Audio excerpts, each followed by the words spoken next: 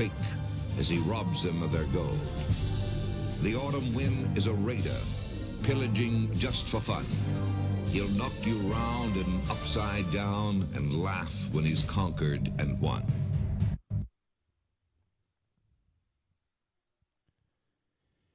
Hey boys, welcome to NFL with a Cork accent.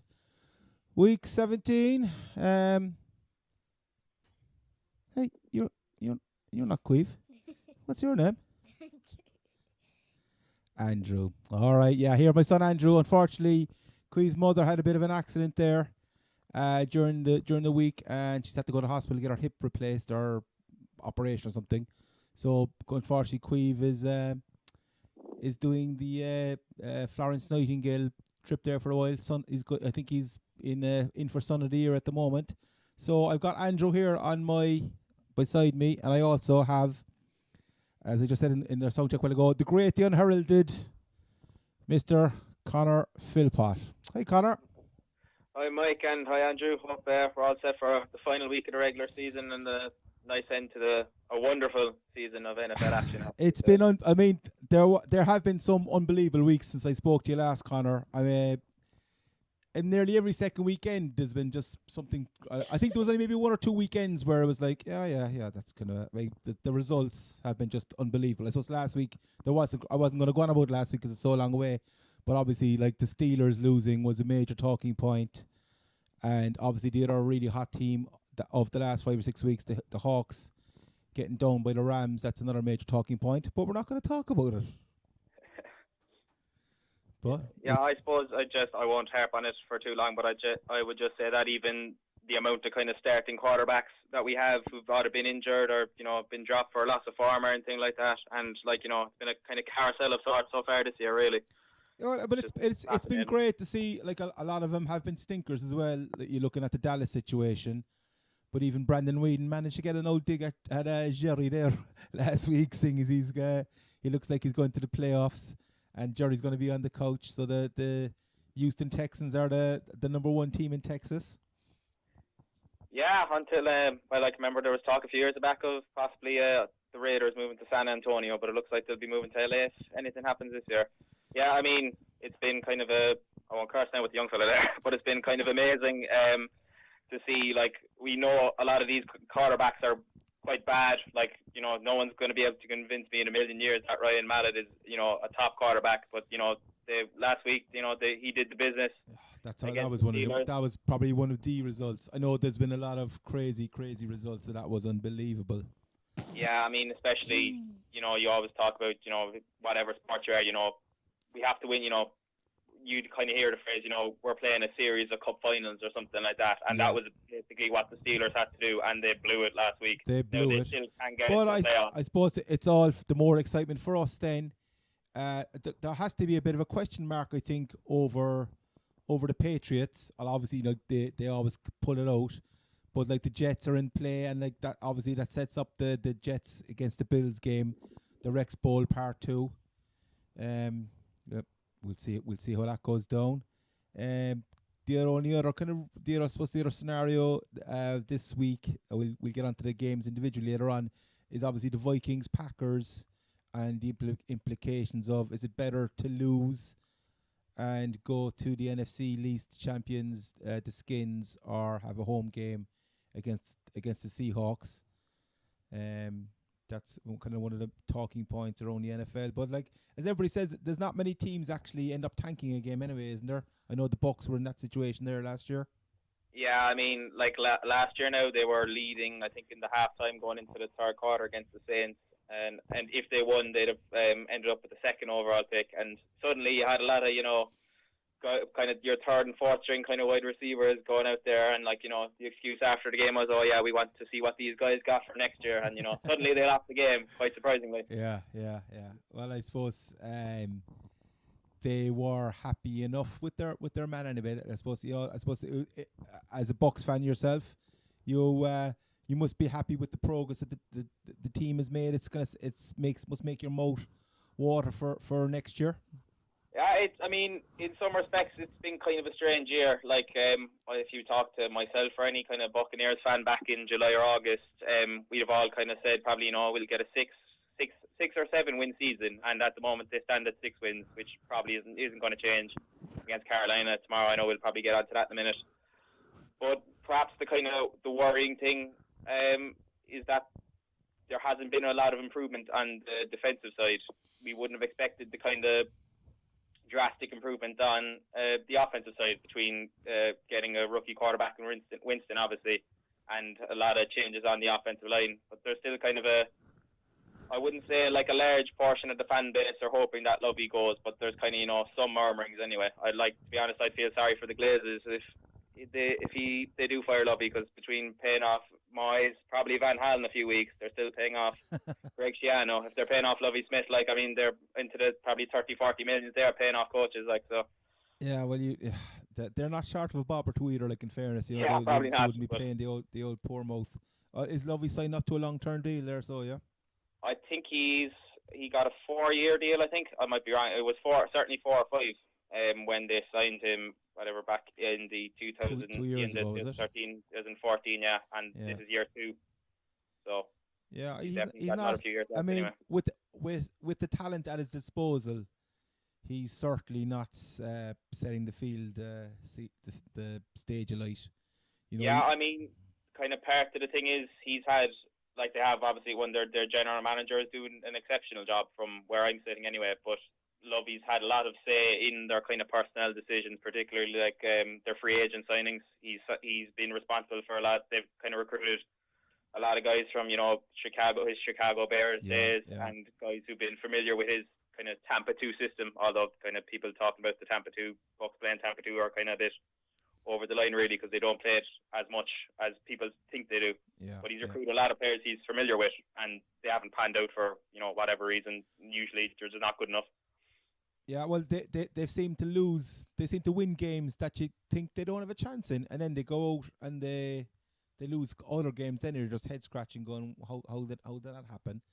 Yeah, I mean, yeah, go ahead there. Sorry. No, work away.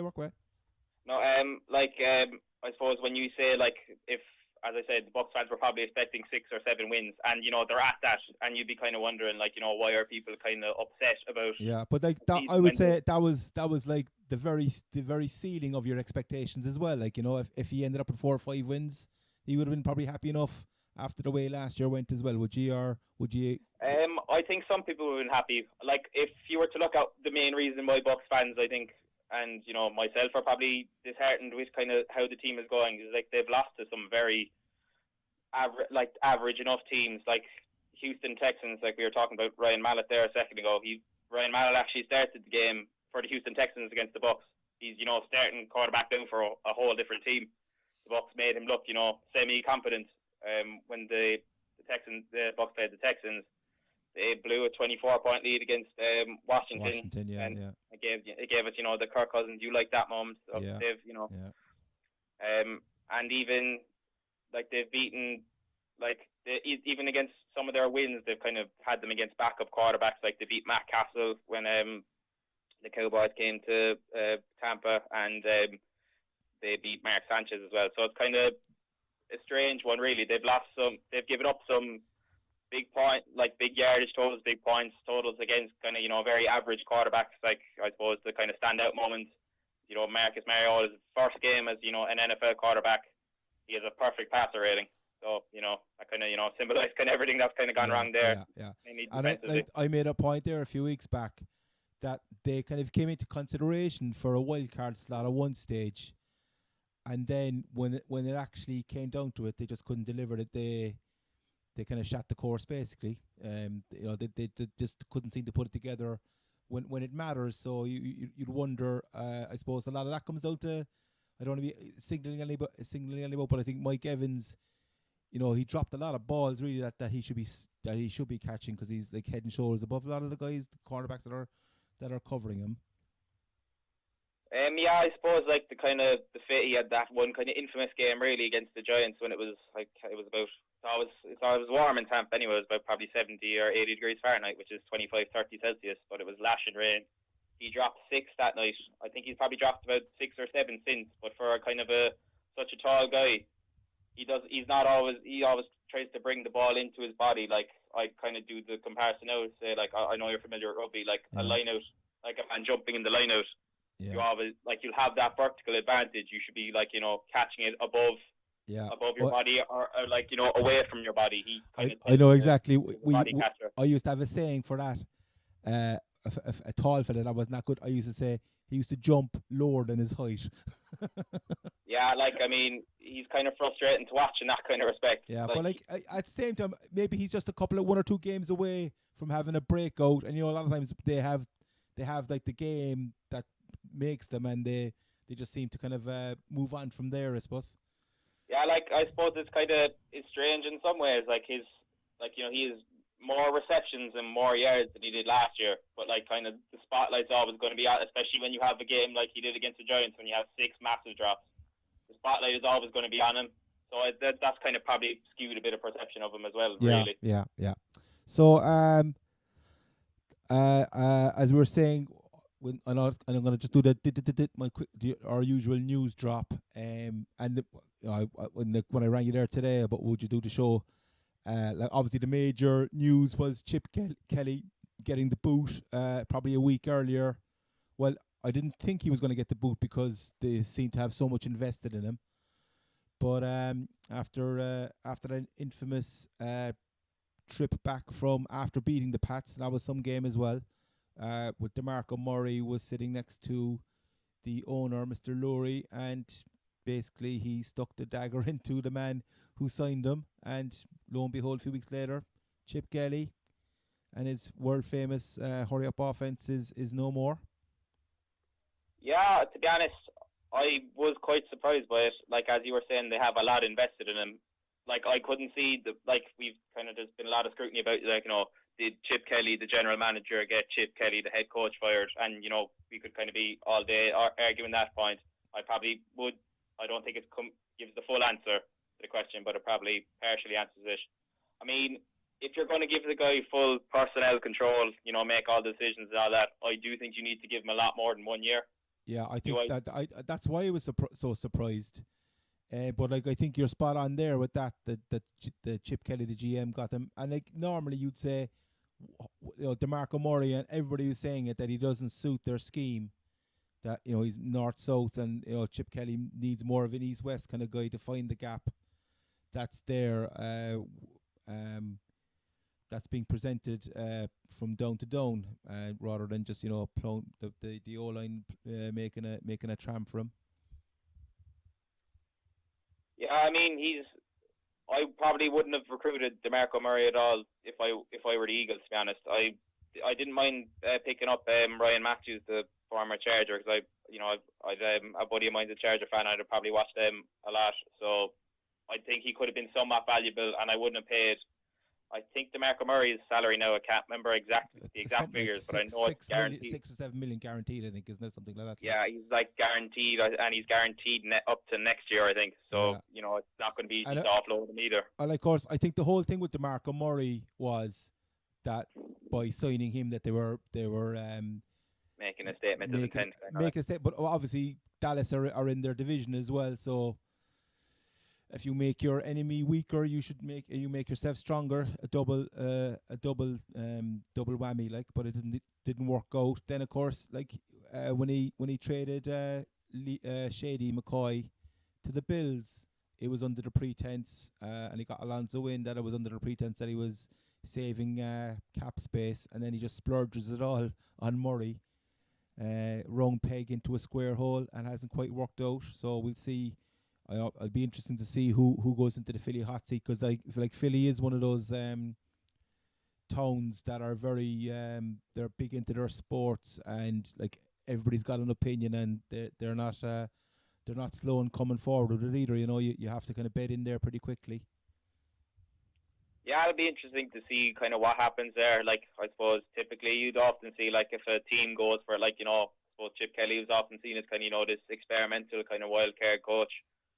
He had all these kind of fresh ideas and everything like that. And I suppose typically, I'll bring back the Buccaneers example in a second. You'd see teams kind of go from, this new innovative. Well, Chip Kelly's not exactly young, but this new exciting coach. They typically kind of revert to your bog standard kind of coach. Yeah, and I think we saw that a bit. Like if I was to go back about 2 or 3 coaches now in Tampa, like they went for when they replaced John Gruden back in 2009, they went with this kind of a young defensive coordinator by the name of Raheem Morris. And after Raheem Morris, the kind of the players coach kind of guy, they went straight to Greg Schiano, who was this big kind of obnoxious, hard line, hard ass, get Kind all your ducks in a row. Like he kind of Schottenheimer or what's his name? The guy that used to be in the Pats years ago. Brain is gone now.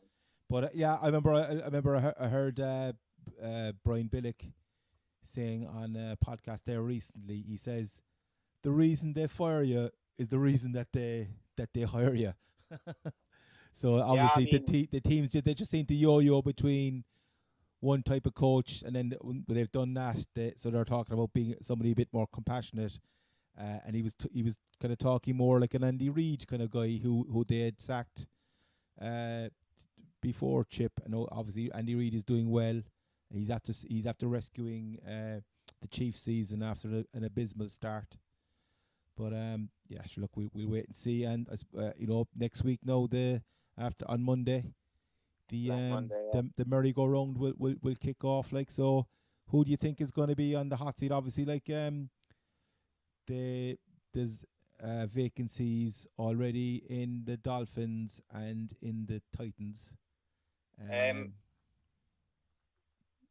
I couldn't see either. Like, well, I suppose they'll go through an interview process first anyway. But I couldn't see Dan Campbell or at the Dolphins or Malarkey at the Titans kind of staying. I wouldn't think neither have kind of wowed or done anything so impressive that they warrant to stay really. I haven't heard a whole lot really about kind of impressive kind of coaching candidates. I know there's the Bucs offensive coordinators apparently got 1 or 2 phone calls and looks from people yet, and actually, like, surprisingly, this is I won't credit this to my own kind of work now, but there was a writer in Tampa yesterday saying that if people come off after the Bucs offensive coordinator, there's a possibility that the Bucs would fire Lovie Smith and promote this coordinator, such as their Cutter's name, such as their kind of how highly they value him or whatever within the organization. I suppose is there any chance that they could actually offload Lovie Smith? That could be a nice one if that happened. Yeah, I don't think there's going to be anybody knocking down his door either. Really, is there? I don't think so. Maybe the Rams want another 6-10, 7-9 season if they want to get rid of Jeff Fisher. Like, but I don't know. I've expounded about Jeff Fisher himself and Sean Payton. I think who also should be on the hot seat.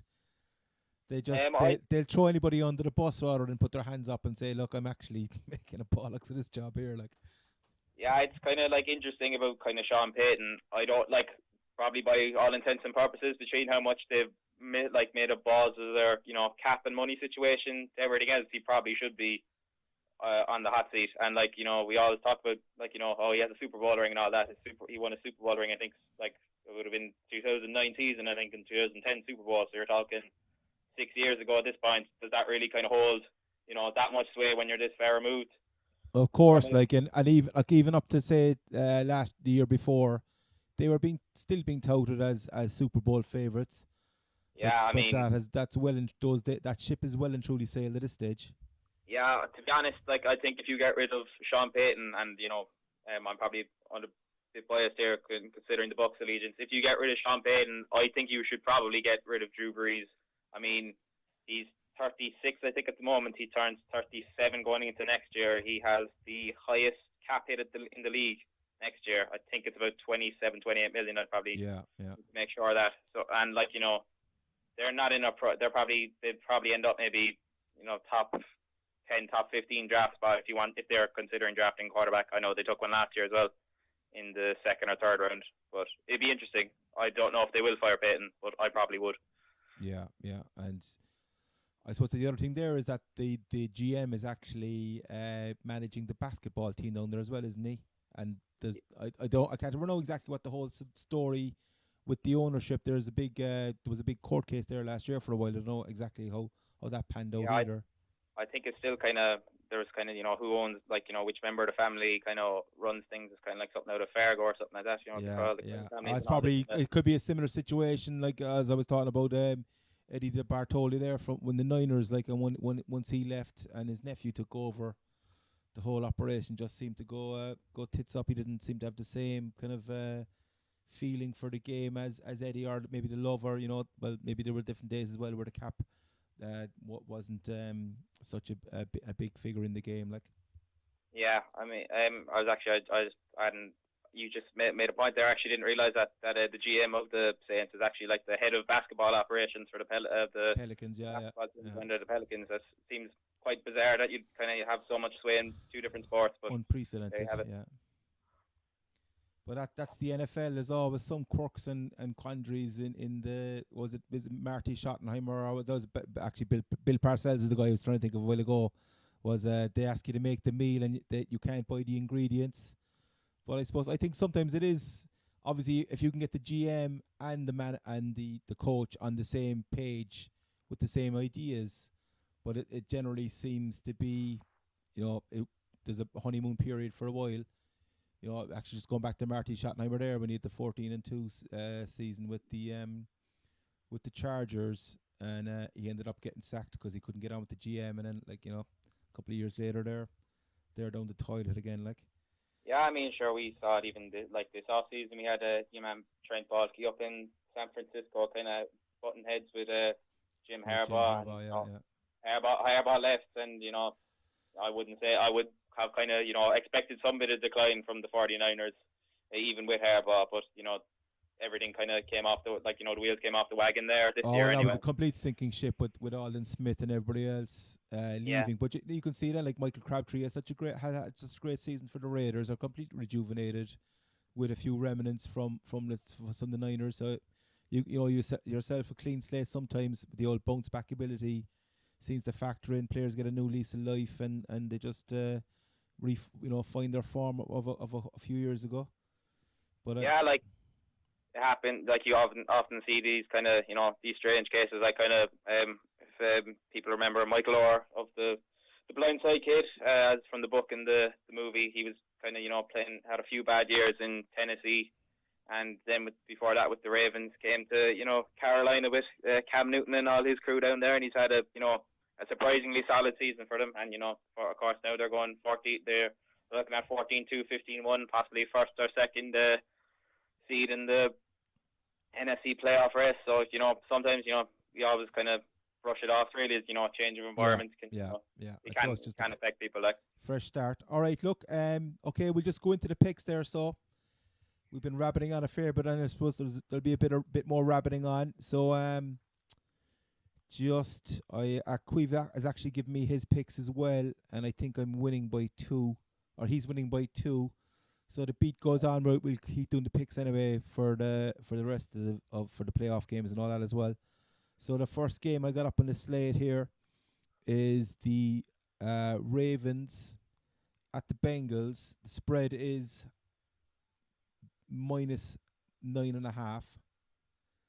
I would say Quiva's picked the Bengals here, and I know the Ravens pulled one off against the Steelers last week, but can lightning strike twice against playoff teams? I know the Bengals are through, but like every game counts in the AFC playoff game. AJ McCarron he's getting better, a bit like Brock Osweiler, and they had a good old battle there last week. But he seems to be doing the business and becoming more kind of accomplished week by week. So Queevy's picked the Bengals, and I'll go with the Bengals even at the -9.5. Yeah, I mean, it's a pretty high line. I'm not a kind of big, AJ McCarron believer yet. Anyway, it'll take a few weeks to kind of to sway me a bit. But given that Baltimore have lost pretty much anyone that you could probably have named off the roster at the start of the season, I'd probably take the Bengals. And probably one kind of interesting kind of side note I kind of found out earlier on today. They drafted Jake Fisher in the second round this year at offensive tackle, but he's kind of moving to that kind of H-back role as kind of a fullback / tight end, I think, this week. So, okay. He's complete change, so. Yeah, so he's kind of, I'm presuming it's not because he's kind of, he's a bit more, I'm presuming it's more because he's an athlete as opposed to kind of, being a bust at offensive tackle. Yeah, but interesting to see kind of, we always talk about big man touchdowns and kind of, so Yeah, we might see something out of there. well, Like, I would have thought that being an offensive tackle would be a lot higher paid than being a full back stroke running back at this stage of the game, though, wouldn't it? In the NFL. it probably would be, but like in terms of, I'm assuming they've kind of moved in there. I think they had a few injuries, kind of at the fullback, kind of H back position or whatever, that kind of hybrid. And obviously, he's a big man. He's 6'5", 6'6", I think, if not at least. So obviously, he doesn't just have size. He's got a bit of, speed and power to move. If they think he can kind of, not only work as a blocker but as, somewhat of a receiver anyway. Yeah, I think Tyler Eifert is back anyway after being out for a few weeks. Yeah, he's due to be back, right? And the only other thing is I see that the Ravens signed Chris Matthews. Who had the breakout game in the Super Bowl and just didn't seem to get it done in the Seahawks this year for whatever reason. I thought he was going to be a breakout star this year and it just didn't seem to happen for him. So yeah, that's that. We'll move on to the next game there, and we've got the Lions at the Bears, divisional game, NFC North, and the Bears are -1. Queeve is gone for the Lions, and I'm going to go for the Lions here as well. I'll pick Chicago, so I suppose to be different. I mean, there isn't really a whole lot between them. I think, if I remember right, they both have the exact same record. I think 6-9. Yeah, I suppose the only thing you could say is the Bears have probably overachieved in one sense this year. We weren't expecting much out of them, and the Lions have underachieved. They've got back on track since the trashing at Wembley.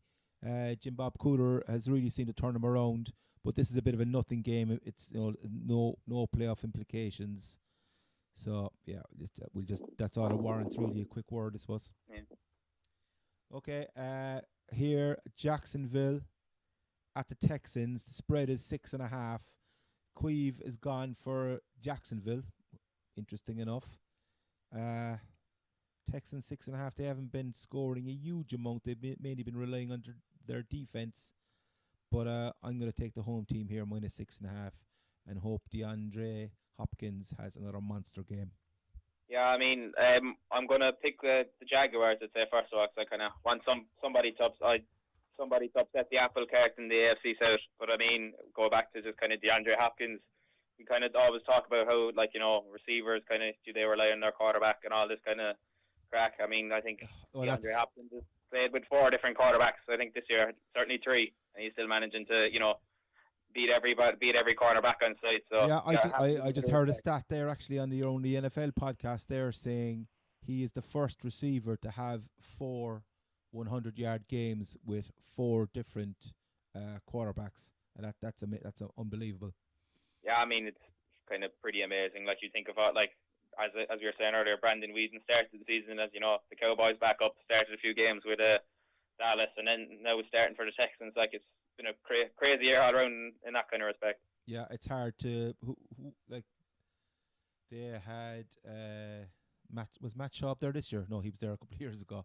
It's hard to remember how many quarterbacks they're after going through. They had AJ, not AJ. What was the backup? Yeah. Okay, we move on anyway. We'll probably see them in the playoffs, right? I would say. So the next game up on the slate here is another divisional matchup game. Again with playoff implications on one side anyway. The Pats are traveling to Miami, who are disastrous, painful to watch, and the Finns have 9.5 points here. Queeve has picked the Finns. I know the Pats are struggling and still, I think, Edelman could be back. I'm not too sure exactly who else is going to be back. I'd say they might kind of, considering that they've sealed up a playoff spot, I'd say they might be probably a bit more inclined to rest guys. I think, if I'm not mistaken, they might have the number 1 seed. I could be wrong on that. No, it's I think all the seeding positions in the AFC are still up for grabs. All right, I messed that up badly. So, as far as I'm aware, no, I'm not gonna go into each. This has to win that, or there's so many playoff scenarios at this stage that we'd be here all night trying to figure out game by game. So look, I'm gonna Pats always don't do well by me. I'll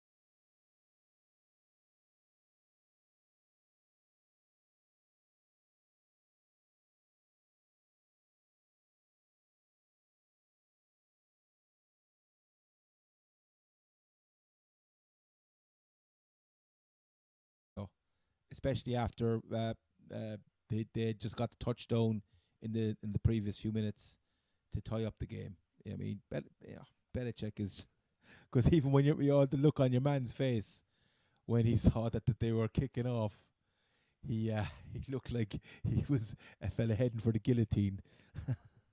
Yeah, I mean, like it's kind of surprise. Like I'm not going to question Bill Belichick. You know, he'll forget more than I'll ever know about the game. But I did find it a bit kind of strange that they decided to kick off. I suppose conventional wisdom would always say we want the ball and we want to score, as Matt Hasselbeck once famously said, and screw it Yeah, up. yeah, yeah. But, like especially with it's not like we're not talking about the Patriots defense as the 2000 Ravens or anything like that here. So it did kind of surprise me a bit. Yeah, And I, you know, I just think Belichick doesn't like owning up when he's wrong or if fellas make a mistake, and I think it was a similar scenario there, in the Super Bowl last year when he didn't take time out, whatever, and then he kind of gave the answer afterwards to fit the circumstance.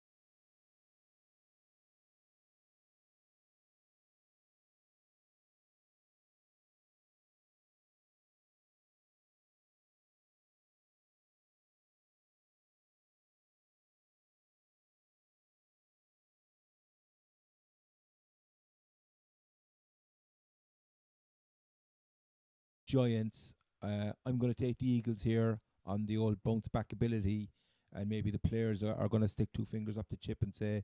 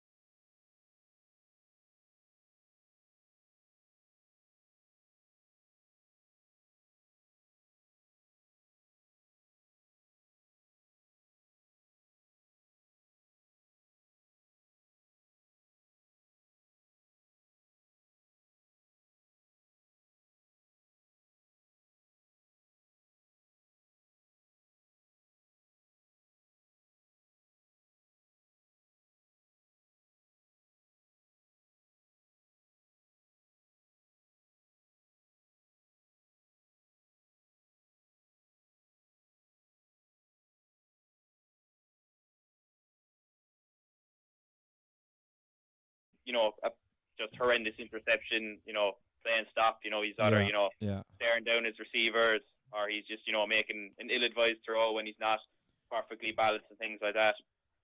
Like if you're probably look at top 10, top 5 worst interceptions of the year, he'd probably appear more than once. yeah. So I'd say no. The other guy that I'd be putting into that bucket would be Matt Ryan from the Falcons. He's had some absolutely unbelievable balls intercepted, but I think actually the top QB intercepted QB this year hasn't even played for the last 5 or 6 weeks. Is Peyton Manning? So we could possibly be seeing the end of that. We'll get down to his game there now shortly.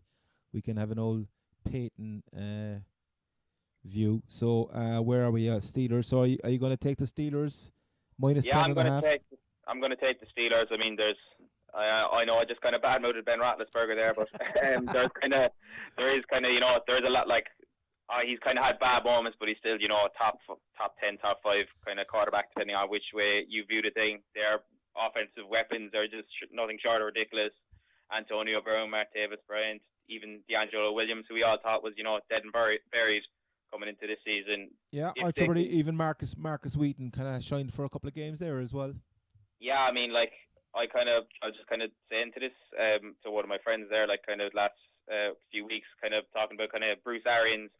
I think he was involved kind of in the Steelers up to the drafting of Marcus Wheaton, and they've kind of, if you look at kind of some of the receivers he's either kind of helped draft. Obviously, he's not a kind of GM, but he's kind of involved in drafting or developing. He's worked with some tremendous guys in the last few years. Oh yeah, but you're like Antonio Brown was undrafted, wasn't he? He was either undrafted or sixth. I think he might have been a 6th round pick actually. Come think of it. Very unheralded at the time. Yeah, I don't know if you watched they had a football life of Bruce Arians there on recently, and it was good viewing. Like, it was good to see a kind of not really a renegade, but kind of a guy that kind of goes against the grain, speaks his mind, kind of coming good in the NFL. Because a lot of times, and he was saying, reiterating this, guys just say what they have to say to get the job, rather than actually, have putting their personal beliefs and convictions out there. And it's a very kind of a conservative place, really, the world of NFL. Yeah, I mean, like even like you kind of see just whatever, probably 32 press conferences each week, and I'd say if you were to kind of to watch all of them and kind of take a note of what was said, none of them would be of any kind of there'd barely be any kind of difference between them. Yeah, you couldn't make too many real conclusions there, really, would you? I'd say it's time for a bullet in the head after if you Yeah, watched all the. My one thing is, and I said this to Queeve recently, I actually want to go watch Jerry World's press conferences, because he comes up with some complete doozies altogether. he yeah, he he's he has no problem with actually completely going against what he said two weeks previously.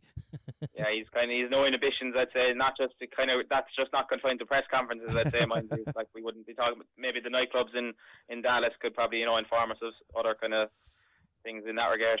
Interesting. All right. So next game up, and this is AFC South. Titans at the Colts. So it looks like the Colts, as you were saying earlier on, they need about 98 million things. It's basically about the chances of me getting a Rubik's Cube puzzle sorted out, whatever odds that is. And one of the lads that's in the league with us there, Duffers, was giving out like Billy there at one stage that he couldn't get a monkey on the Colts to win the AFC South. So we said it to him since previously. Isn't he glad now?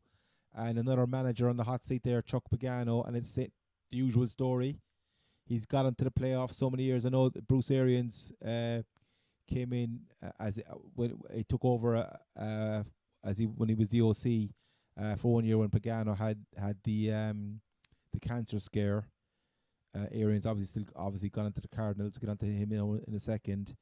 But Pagano and the GM, whose name doesn't come to mind right now, Yeah, Gregson, I think it is.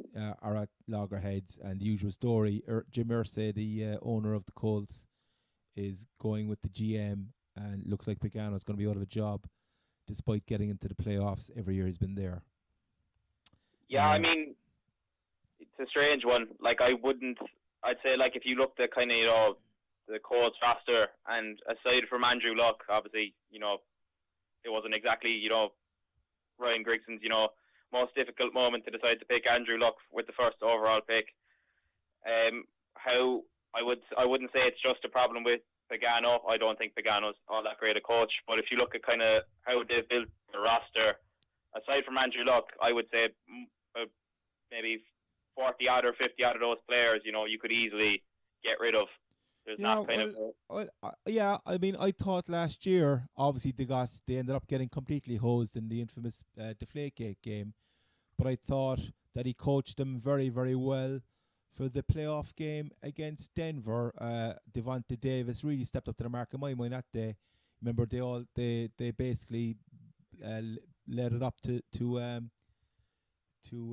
Peyton to try and beat him in the air, and that was that was really the writing on the wall. That Peyton's arm was gone. He just couldn't get out, and he couldn't get it to any of his wide receivers that day. Yeah, I mean, it was kind of the start of what we kind of saw as, the decline of Peyton, and obviously he wasn't on the HGH at that point. But it hasn't done anything for his looks anyway, or was it the wife was taking that for the old cosmetic surgery? Yeah, I mean, it kind of explains why we always kind of saw these photos of his big head. That's kind of we won't know what HGH does yet. We were blaming the Papa John's pizzas. Yeah, it's kind of strange. Like, going back to the Colts, there isn't a whole lot of kind of talent there. They've got probably T.Y. Hilton is probably one of their best young players after Andrew Luck, but then you kind of see a lot of guys who are probably replacement level or slightly better. Yeah, and what's the running back that came from the Niners, Frank Gore. Oh yeah, He started well, but he just seemed to fall off. He's fallen off the planet since. Yeah, and like even like a lot of the guys, like a lot of their linebackers, like DeQuell Jackson, all these kind of guys, they're they're kind of solid to average players for the most part, but they're kind of they're quite old. Yeah. And as we've seen from this season, and I suppose it is probably the easiest division to win as well.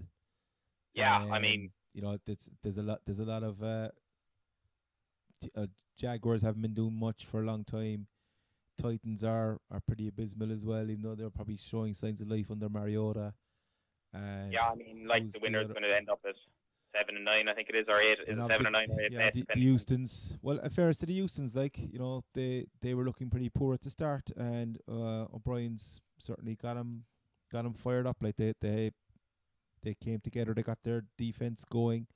Obviously, they laid a bit of an egg alright against the Pats. I think they bowed down to Belichick, but yeah. So the spread here is not applicable. There must be probably who's playing. Oh, the Colts have to sign. They signed a couple of quarterbacks that have been out. One guy was apparently he was seen throwing a toilet roll down the street or something. He looked like he got a strong arm, so they got him in. It's pretty abysmal. Was it Josh Freeman? Is it they're after signing? Yeah, Josh Freeman and Ryan Lindley. So I mean, Ryan Lindley, quarterback there picking off the street in mid-December. Ryan Lindley was absolutely abysmal. Remember the playoff game against the Seahawks last year? Yeah, it was throw not the pretty ball viewing. out of his way, like.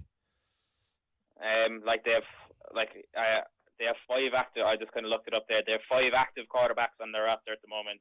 Freeman, Lindley, obviously. Apparently, Andrew Luck and Hasselbeck are still, active just in case, a minor miracle, and they make the playoffs. Yeah. Well, Andrew Luck's lacerated kidney. Remember that time? He was going to be back in 3 weeks' time. Hasselbeck, in fairness, he's earned his money as a backup quarterback. But I think the tank is well and truly dry at this stage as well, because he's taken some big hits as well, hasn't he, Hasselbeck? Yeah, I mean, the Colts offense, kind of going back to how they've kind of developed their roster, their offensive line was bad. When Andrew Luck arrived, it's still bad. They haven't done anything to improve it, really. Yeah. And you, as you say, the Irsay is going with the GM. And they seem to have a lot of swing and misses there in the draft when it comes to where all the picks, who doesn't seem to be anybody putting their hand up coming through, really, is there? Yeah, I mean, this year now, I suppose the kind of famous example is they drafted your man out of Miami, Dorsett, with their first round pick when they had. Now, admittedly, Andrew Johnson hasn't kind of been as kind of productive as we thought he would be. Now, in fairness, he also had crap at quarterback for 90% of the year. But they drafted a receiver in the first round when they already had decent options up there. They still had, for the last 2 kind of seasons in the playoffs, it's been, they've gotten destroyed by the Patriots, by, the running game. Patriots running game has killed them both times. LeGarrette Blunt Day, as the Pats call it, no? When they meet the Colts. And they did, and bottom line is, they didn't address it, and it's still looking likely that next season is still going to be kind of problematic if they kind of as you said, it's unlikely that Pagano and Grigson get fired. So even if Grigson's still there, I think you have a lot of kind of question marks about how he kind of builds the roster and builds the team going forward as well. Okay, so the spread is not available. No spread available. Titans at the Colts. Who do you fancy here? I'm going to go with the Colts simply because the Titans, I think, are still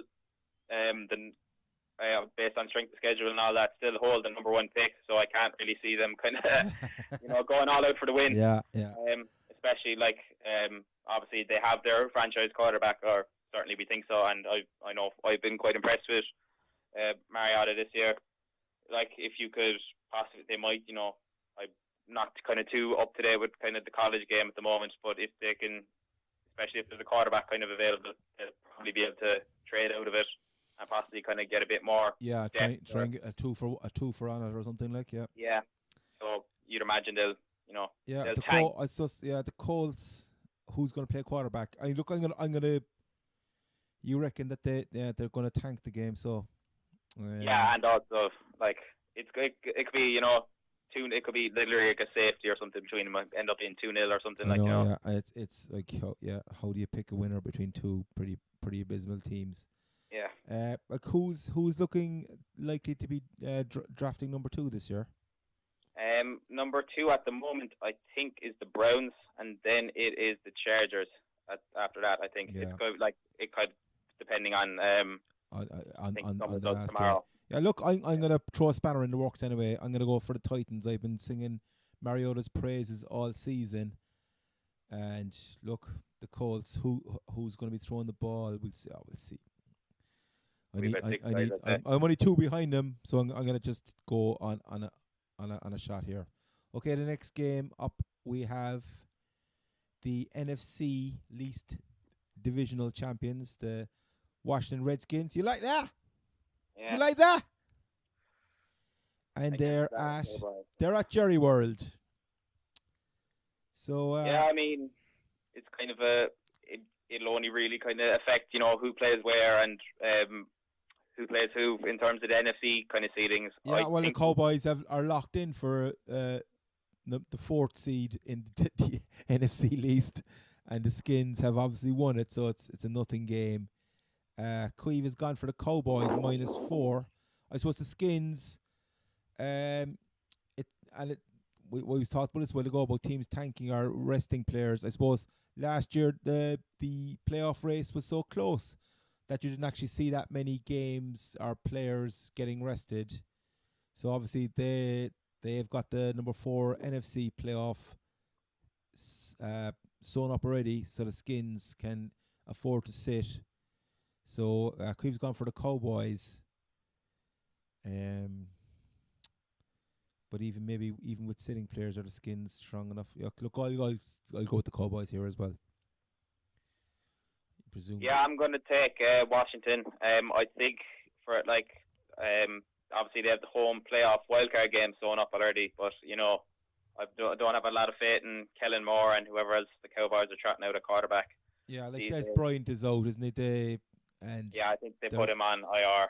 Just kind of. I think the Cowboys really are just thinking draft picks at this kind of time of year, really. Yeah, I think whoever wants to tank it most is in that kind of a game.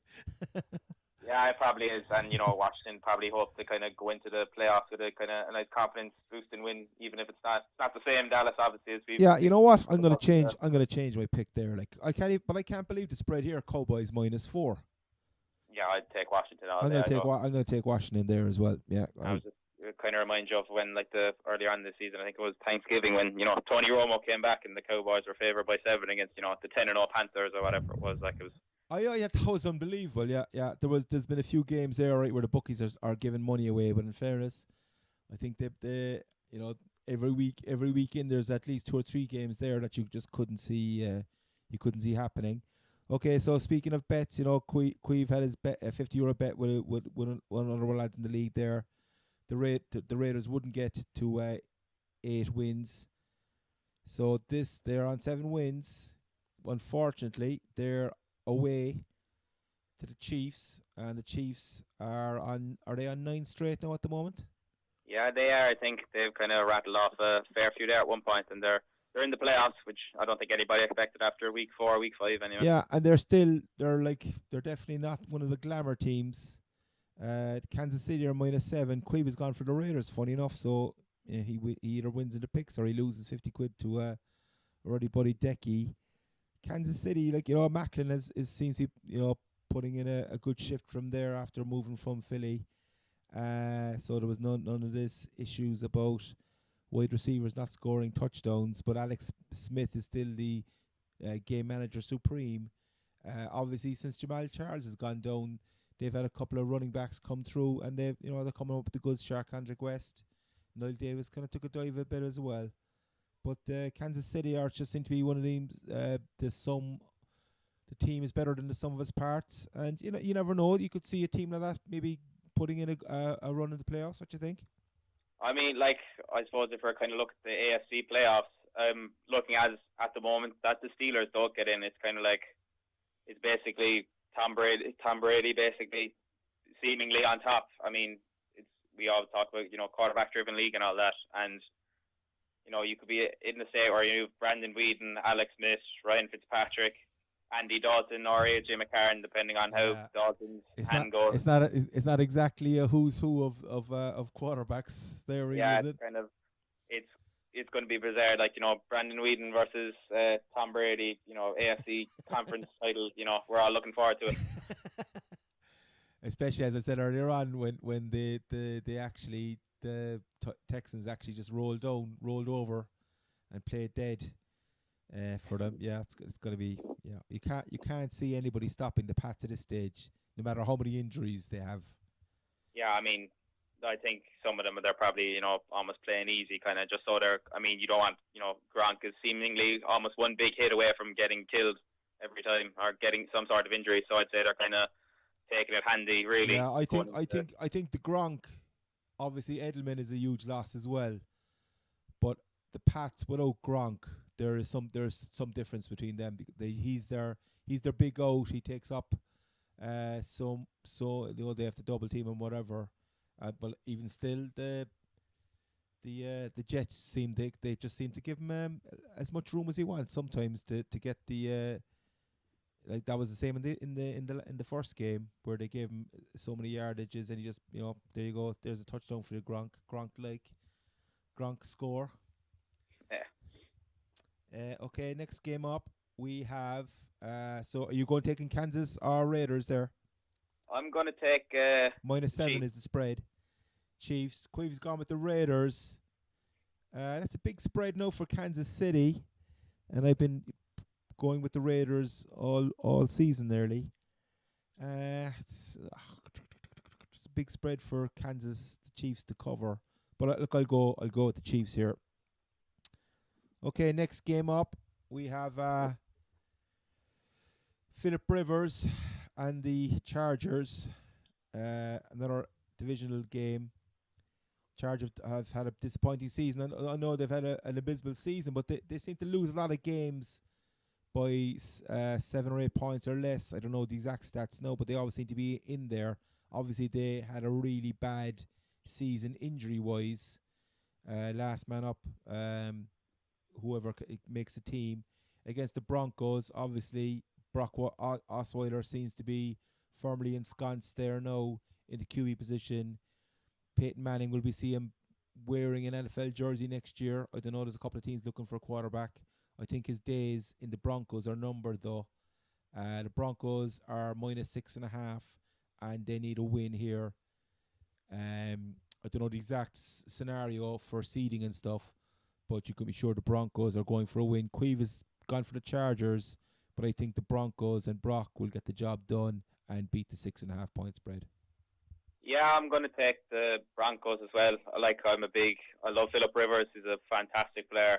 He's just been absolutely screwed between injuries and everything else. And we were kind of talking about guys on the hot seat there earlier on. I don't know, Mike McCoy, the Chargers, he might kind of catch a break between all the guys on injury. I think they have something like, just having a look at it there, like, kind of big name players, Keenan Allen on IR. They have Eric Weddle. Well, Weddle only went on last week and IR last week, and it's looking like he's going to leave in free agency as well this year. So they've been decimated with injuries. Yeah, obviously they got Danny Woodhead back, and they had a similar scenario, as I said there, about the Chiefs last year with no wide receiver. Danny Woodhead, I know he got 5 touchdowns there the week before, but they went something like 12 games or 13 games without a running back getting a touchdown, which is unbelievable.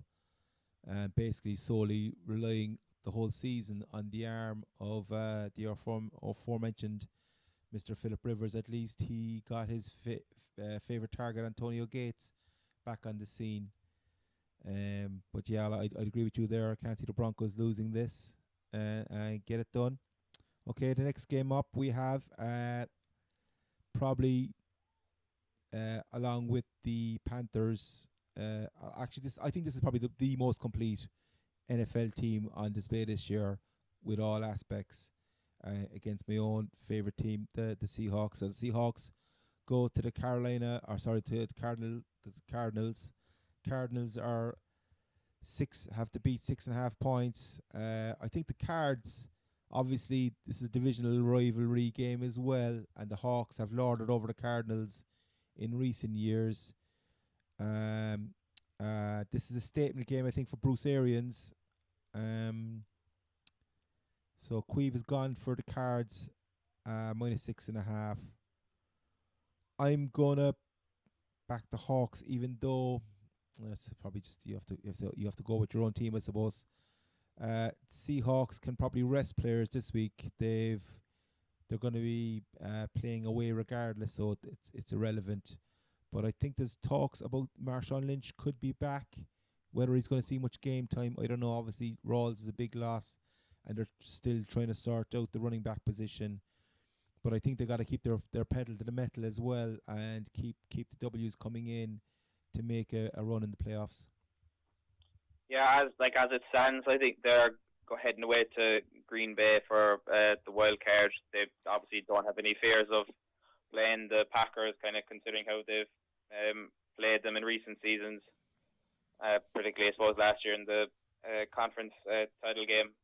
I'm going to take the Seahawks here. I think it's a high enough line. Obviously, aside from kind of last week's game against the Rams, they've been playing very well. Obviously, Doug Baldwin just breaking ankles and breaking hearts of fans. Basically, is kind of what he's been doing the last few weeks.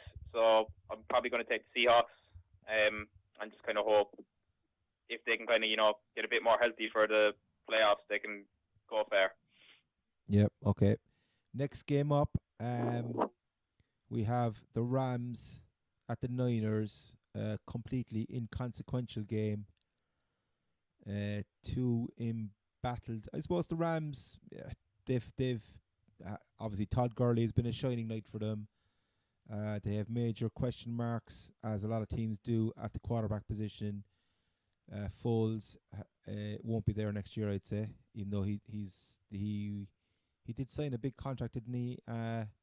After he was signed initially, so I think he's guaranteed something like 5 or 6 million, or maybe even 10 million next year. I think, is he? I think he's like small guarantees, but I could be off about that. I'm not a big Nick Foles fan, so I didn't. Yeah, but I think he's got guaranteed money, but I think they might just draw a line under the contract and just swallow it. Yeah. Yeah, I mean, there wasn't a whole lot kind of, I suppose, if you were to kind of look at why Chip Kelly should have stayed in the NFL, it's because he basically made Nick Foles into, a competent player. Yeah, that was the famous season. Was it 27 touchdowns, 2 interceptions, I think, wasn't it? Yeah, I mean, that was, if you need a bit better argument than why Chip Kelly's a NFL caliber coach, I don't think I can make one. But that was, when that trade happened, that was absolutely unbelievable. But But the one thing that against Chip Kelly is that he gave away a second-round draft pick as well, which, the Rams were absolutely laughing. Obviously, Philly are after going into the tank as well, so that pick is getting more valuable by the minute. So the spread here, they're playing the Niners. Tom Sula has his own problems there, which we've gone on about earlier. So you can get the Niners at +3. Queve's gone for the Rams. I'm going to go for the Rams. Yeah, I suppose I think you're probably going to go for the Rams here as well, are you? Yeah, I might as well go for the Rams. I mean, they're 7-8 at the moment, so we'll go for the perfect Jeff Fisher season. 8-8. Nice one. Moving on, we don't need to say any more. So next up, we've got probably the other team of the season, and probably it's a shoe-in at this stage now for the MVP. I was touting him after about 6 or 7 weeks. I was told to shut up, but I said I kept expounding his virtues.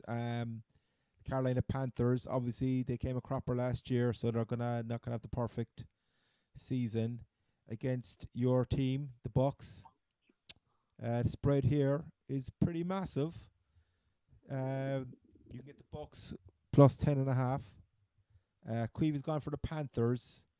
I'm gonna go with the Panthers here as well. Yeah, I mean, I kind of like the high line. It's very kind of understandable, especially the last 2 weeks. The Bucks have struggled like massively offensively. Vincent Jackson was put on IR there in the last few days, and there's a good chance he's probably played his last game for the Bucks as well, because he's a big enough cap casualty for next season. I think about 10 million or something like that. So we might see him back. Outside of, we were talking about Mike Evans earlier on. Outside of Evans, there isn't a whole lot there for the Bucks. Offensively, Doug Martin, of course, having a great year, and he's going to be, I'd say he's going to get the ball handed to him a lot, because I think he could be leading as the league leading rusher, and they're going to probably do their best. Is he? I thought.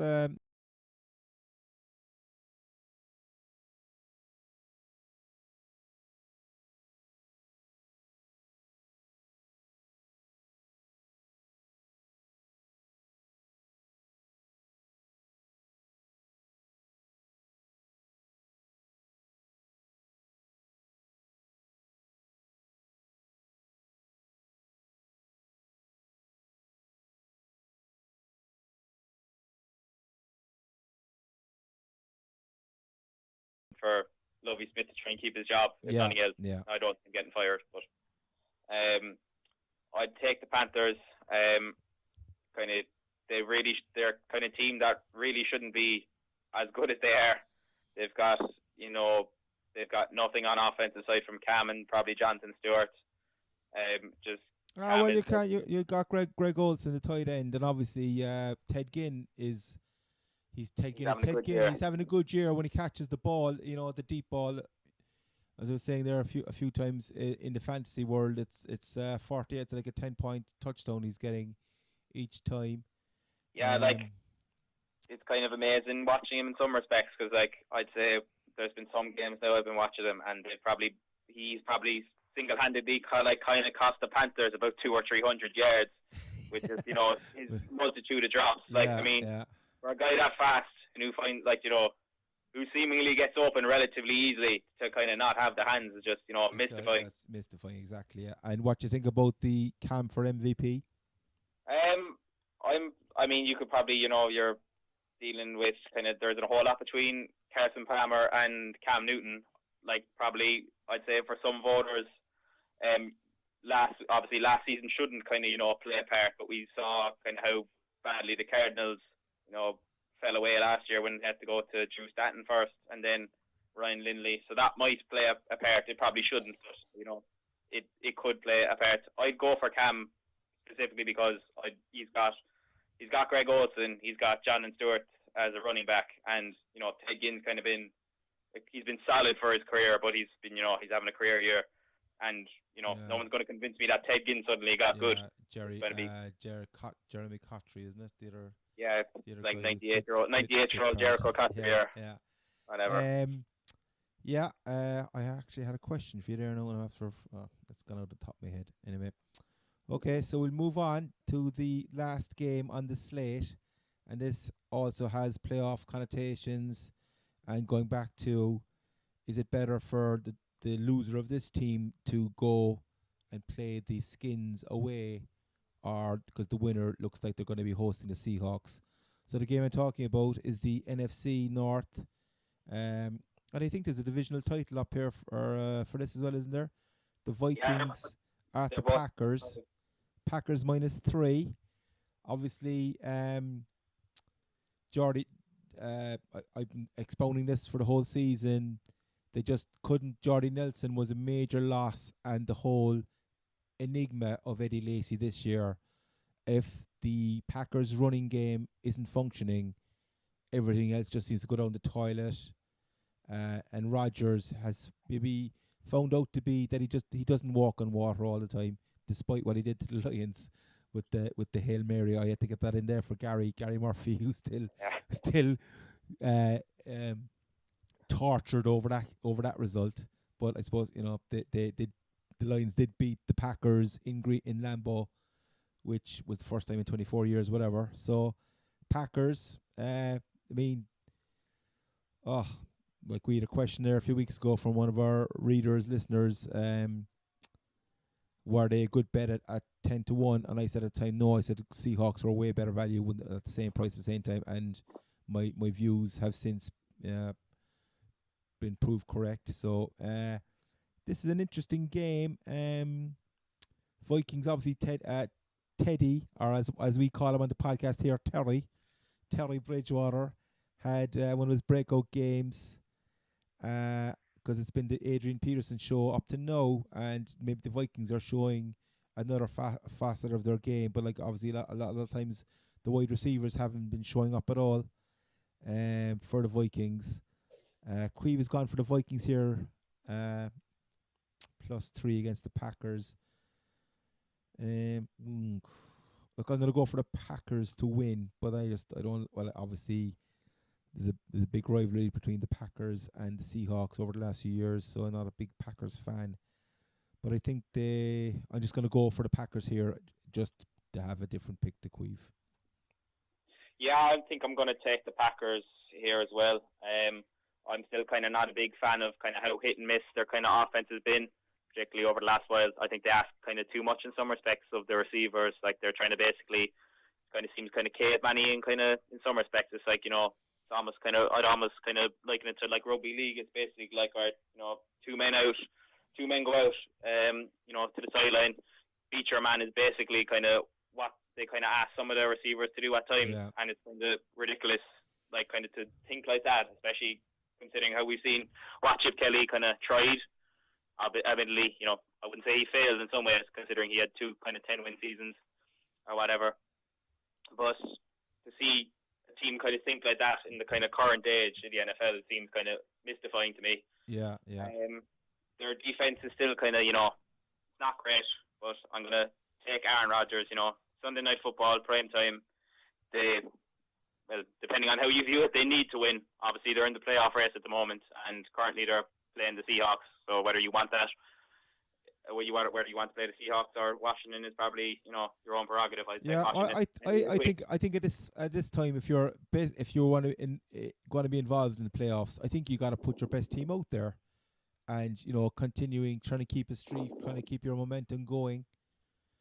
It's hard. It's a very hard league to kind of do a stop-start kind of a scenario there as well, isn't it? Yeah, I mean, we kind of talked about the Seahawks kind of having no fear of the Packers earlier on, and even then, the Packers did kind of beat them. I think was it week 2 or week 3 this season as well. So I suppose there's kind of some, obviously I know in the playoffs it's been more or less all the Seahawks. But there's probably a bit more kind of at ease kind of between the sides at the moment. There could be no fear of the Packers really. Yeah, and I suppose this game, it depends which team shows up. They've both been so inconsistent over the season. And the Vikings have, they lost their very first game of the season to the Niners. They played solid enough, and then other weeks they go out. Obviously, the Seahawks ripped them a new one, where they showed they were so one-dimensional it wasn't funny. They remember the only score they got that day was Cordell Patterson kicking from getting a return touchdown. But we'll see. Obviously, Terry made a big faux pas as well against the Cardinals, where he got sacked when they were within field goal range to get a field goal to tie the game up and bring it into OT. It wasn't Kirk Cousins level, at least, I suppose, after seeing his kneel down spike, whatever the hell he was trying there last week. Yeah, that was another what happened next moment. You mean you really have to question when your quarterback does. I mean, that's a complete brain fart, isn't it? Yeah, I mean, I suppose I like that anyway, considering. Yeah, I mean, you should get one of those. I like that T-shirts with the kneel down there, or the failed, or whatever, the failed spike. So okay, that's all the games. I think it's 20 past 7. Oh, we've been on an hour. All right, I think I'm going to call it a wrap. Connor, thanks very much for taking the phone call. Thanks for having me on. Not a bother. So I'll bid you adieu, and we'll be on to you again shortly. All right, lads. Thanks, Connor. Andrew is after falling. How's it going? Did you fall asleep? So, lads, look. To be honest, as I said, Queeve is unavailable. I haven't actually even looked at the fantasy this week. I was just trying to get the show off the roll 8, so we're gonna try and get it up and running. It's half time in the fantasy finals. To be honest, I haven't even looked at it. I know it's with Christmas going on and all that.